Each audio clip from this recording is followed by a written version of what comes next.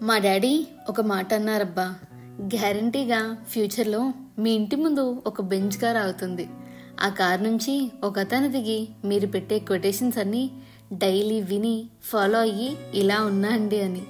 కానీ నువ్వు మాత్రం ఇప్పుడు ఎలా ఉన్నావో అప్పుడు కూడా అలానే ఉంటావన్నారు. ఎందుకన్నారో అర్థమైతే కమెంట్ చేయండి. హలో ఫ్రెండ్స్, వెల్కమ్ టు మీ తెలుగమ్మాయి. ఎక్కువగా చదువుకోలేదని దిగులు చెందకు. మనకు ప్రతిరోజు ఏదో ఒక పాఠాన్ని నేర్పిస్తూనే ఉంటుంది ఈ జీవితం. ప్రజలకు చదువు, వైద్యం ఉచితంగా అందిస్తే చాలు, మరేమీ అక్కర్లేదు. దేశంలో ఈ రెండింటినీ కొనలేక ఎక్కువ మంది పేదవారిగా మిగులుతున్నారు. దైవం, పురాణాలు, రాజ్యాంగం, చరిత్రలు అన్నీ స్త్రీని అగ్రస్థానంలో ఉంచితే మనుషులు మాత్రం మర్యాద కూడా ఇవ్వడం లేదు. దూరం చాలా చిన్న పదం, కానీ దాని భారం మోసే వాళ్ళకే తెలుస్తుంది. అడిగిన వాడికి పెట్టకపోయినా పర్వాలేదు, కానీ అవమానించేలా చూడకు. రేపు అనే రోజు మన పరిస్థితి ఎలా ఉంటుందో మనకీ తెలీదు. భార్యాభర్తల మధ్య గొడవలు వచ్చినప్పుడు సర్దుకుపోవడం కంటే అర్థం చేసుకుంటే ఎంతో మంచిది. ప్రతిసారి సర్దుకుపోతుంటే గొడవలు వస్తూనే ఉంటాయి. అదే అర్థం చేసుకుంటే గొడవలే రావు. ఫోన్లో ఎర్ర బటన్, పచ్చ బటన్ మాత్రమే తెలిసిన మా అమ్మకి చెప్పకుండానే నా మనసులో బాధని మాటలు విని ఎలా చెప్తుందో ఇంకా తెలియదు నాకు.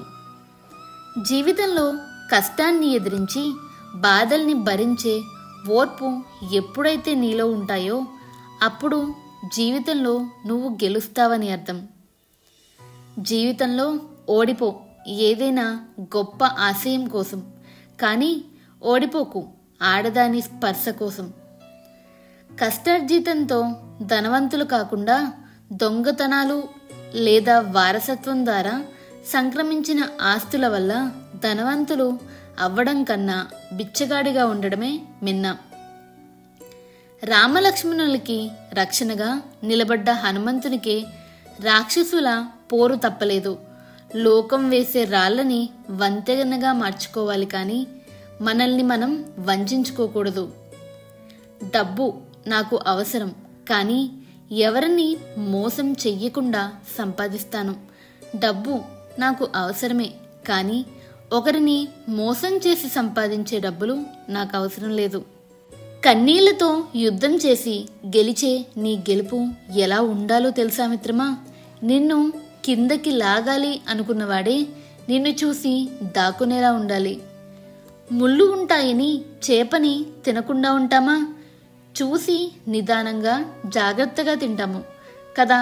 అలాగే జీవితంలో సమస్యలు వచ్చినా సర్దుకుని ఎదుర్కొని జీవించాలి.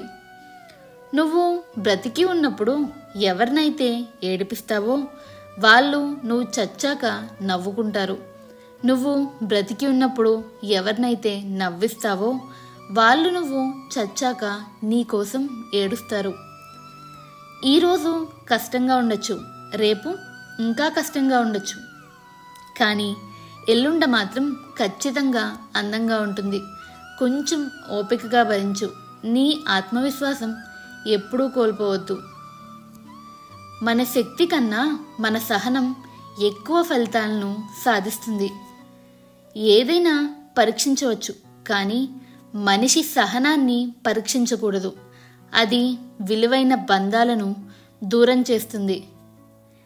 అప్పుల పాలు ఎలా అవుతామంటే మనకు ఏం అవసరం ఉన్నాయో, ఎంత మేరకు అవసరం ఉన్నాయో మనకు తెలియకపోవడం వల్లనే.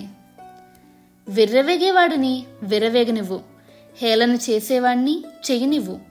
నీ ధర్మం నువ్వు నిర్వర్తించు. సమయం రావాలే గాని కర్మ ఎవరిని వదిలిపెట్టదు. ఇంట్లో పాప పుడితే మా అమ్మ మళ్ళీ పుట్టింది అంటారు. బాబు పుడితే మా నాన్న మళ్ళీ పుట్టాడు అంటారు.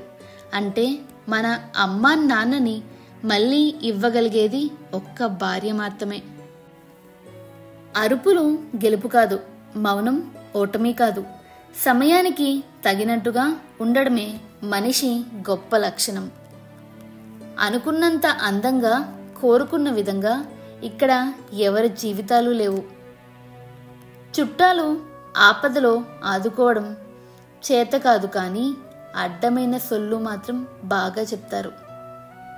నమ్మకం తగ్గిపోతున్నా లేని ధైర్యం కూడగట్టుకుని ఒంటరిగా ప్రయత్నాన్ని సాగిస్తున్నా అలుపెరగని బాటసారిని నేను. నాతో ఎవరు ఎలా ఉంటే వారితో నేను అలాగే ఉంటాను. ఎదుటివారు నాకు ఇచ్చే విలువను బట్టే నేను వారికి ఇచ్చే విలువ ఇస్తాను. కొందరు దాన్ని పొగరు అనుకోవచ్చు, కానీ నేను మాత్రం సెల్ఫ్ రెస్పెక్ట్ అంటాను. చదువు అనేది ఏం నేర్పుతుందో తెలియదు, కానీ జీవితం అనేది చాలా గుణపాఠాలను నేర్పుతుంది. ఎవరిని ఎక్కువ నమ్మకు.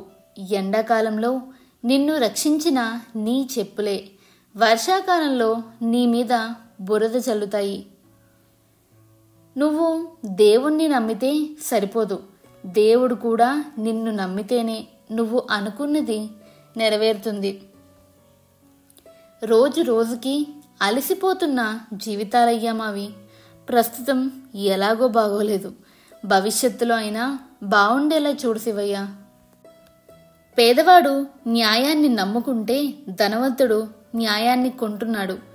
కన్నీళ్ళైనా చెమట చుక్కలైనా చిందించు, కానీ ఒకటి మోచేతి నీళ్లు తాగాలని ఎప్పుడూ అర్పించకు. గొప్పగా బ్రతకాలంటే బాధ్యత అయినా ఉండాలి, లేదంటే రేపటి గురించి భయమైనా ఉండాలి. వాచ్ షాప్లో ఉంటే కాస్ట్ ఎంత అని అడుగుతారు, చేతికి ఉంటే టైం ఎంత అని అడుగుతారు. గుర్తింపు రావడానికి కొంచెం టైం పడుతుంది.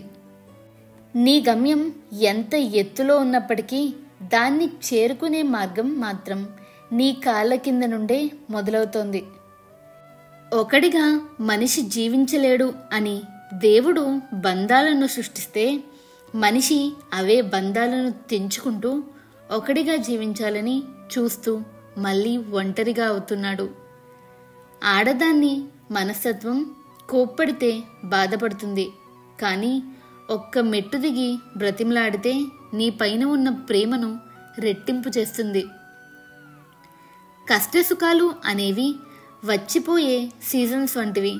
నీకు నచ్చినా నచ్చకపోయినా అవి రావాల్సిన సమయానికి వస్తాయి. ఉండాల్సిన్ని రోజులు ఉంటాయి, పోవాల్సిన టైం వచ్చినప్పుడే పోతాయి. ఓర్చుకోవడం అలవాటు చేసుకోవడం మంచిది. నిన్ను అర్థం చేసుకునే వారికి నీ రూపంతో పనిలేదు. నిన్ను బాధ పెట్టేవారికి నీ మనసుతో పనిలేదు. బరువులు మోసేవాడి కంటే బాధ్యతలు తెలిసినవాడే గొప్పవాడు. మనీ ఉన్నవాడి కంటే మర్యాద తెలిసినవాడే గొప్పవాడు. సహనంతో భరిస్తున్నారు కదా అని చులకన చేసి మాట్లాడడం తప్పు. నీవారైనా పరాయివారైనా ఎవరిని చులకనగా చూడకు. వారు తిరిగి హేళన చేస్తే భరించలేవు. ఎవరికి ఎంత చెప్పాలో అంతే చెప్పు. వినకపోతే వదిలే, వాళ్ళే తెలుసుకుంటారు. దెబ్బ తగిలితేనే నొప్పి విలువ తెలుస్తుంది. జ్ఞాని ఏదైనా చెప్పాలి అనుకున్నప్పుడు మాత్రమే మాట్లాడతాడు, కానీ అజ్ఞాని మాత్రం మాట్లాడే ప్రతిసారి అన్నీ చెప్పాలి అనుకుంటాడు. ఉన్న రోగానికి వెయ్యాల్సినంత మందు మాత్రమే వెయ్యాలి. ఉన్న జీవితానికి ఉండాల్సినంత ఖర్చు మాత్రమే ఉండాలి. అంతేకాని అవకాశం ఉంది కదా అని మితిమీరిన ఖర్చు చేస్తే అది అనర్థాలకు దారితీస్తుంది. గడిచిపోయిన నిన్నటి కంటే, రూపం లేని రేపటి కంటే గడుపుతున్న ఈరోజు ఎంతో విలువైనది. అందుకే అందరితో ఆనందంగా ఉందాం, అందరికీ ఆనందాన్ని పంచుదాం. మీరు చేసే పని ఇష్టమైనదే అయితే సాధ్యమైనంత వరకు ఎక్కువగా కష్టపడండి. ఎందుకంటే నేటి కష్టమే రేపటి ఆనందానికి పునాది అవుతుంది. ఒక మార్గం మూసుకుపోయినప్పుడు తప్పకుండా మరో మార్గం తెరిచే ఉంటుంది. దాన్ని గుర్తించగలగడమే మన విజయానికి మార్గం. ఎవరు నీలోని ప్రతిభని గుర్తించకపోయినా నిన్ను నువ్వు నమ్మితే చాలు, నీ విజయాన్ని చూసి ప్రపంచమే నిన్ను గుర్తిస్తుంది. మనీ ఎక్కువగా ఉన్నప్పుడు ఖర్చు చేసే గుణాన్ని తగ్గించుకోండి. కోపం ఎక్కువగా ఉన్నప్పుడు మాటలను అదుపు చేసే గుణాన్ని అలవర్చుకోండి. బ్రతుకు మీద బాధ్యత లేని వాళ్ళకి భవిష్యత్తు మీద హక్కు ఉండదు. మిమ్మల్ని సాన పెట్టడానికే సంఘర్షణల మధ్యకి నెడుతుంది ఈ జీవితం. తట్టుకుంటే రత్నమై వెలుగుతారు, తప్పుకుంటే రాయిలానే మిగులుతారు. మనకు మొయ్యలేనంత సంపద ఉన్నప్పటికీ మనల్ని మొయ్యడానికి ఓ నలుగురు లేకపోతే జీవితం అంతా శూన్యం.